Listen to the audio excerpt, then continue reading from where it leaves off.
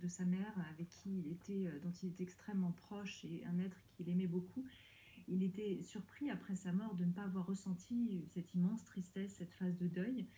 Et en fait, il a fini par réaliser, et finalement, il n'a jamais ressenti cette tristesse de son départ, parce qu'il disait, je n'ai jamais cessé de l'aimer, elle est toujours là, et ce lien perdure finalement.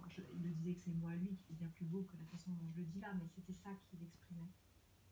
Oui, d'ailleurs, quand on arrive à atteindre, en tout cas à être habité par cette conception-là, c'est pour ça que je disais il y a quelque chose de rassurant. C'est difficile d'adopter ce regard-là, mais une fois qu'on parvient à l'adopter, il y a quelque chose de magnifique en fait, de très apaisant, euh, d'inconditionnel, d'indissoluble.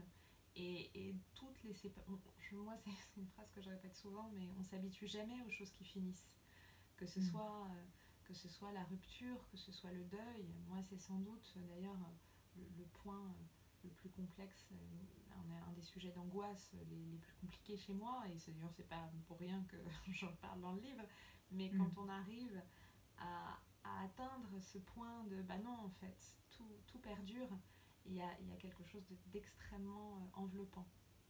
Mm.